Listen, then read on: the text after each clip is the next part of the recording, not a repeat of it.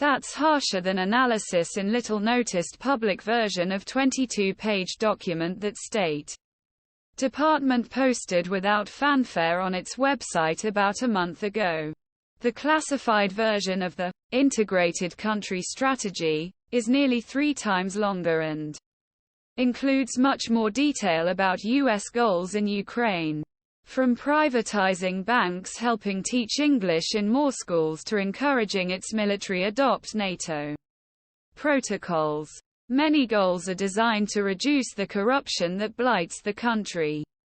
The quiet release of strategy, leaving harshest language in classified version, underscores messaging problem facing Biden team.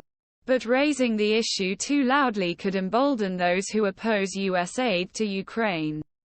Many of them are Republican lawmakers trying to block this aid.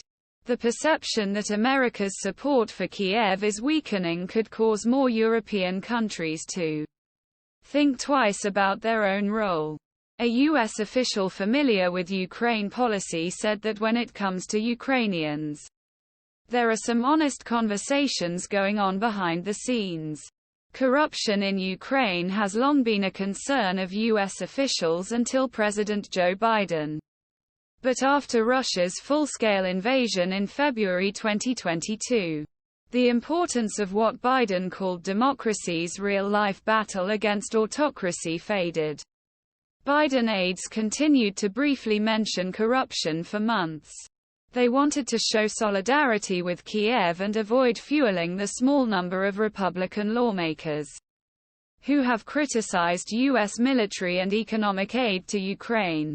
More than a year after the full-scale war, U.S. officials are pressing harder on the issue, both publicly and privately. For example, National Security Advisor Jake Sullivan met with a delegation from Ukraine's anti-corruption agencies in early September. A second U.S. official familiar with the discussions told Politico that the Biden administration is talking to Ukrainian leaders about potentially conditioning future economic aid on reforms to combat corruption and make Ukraine a more attractive place for private investment.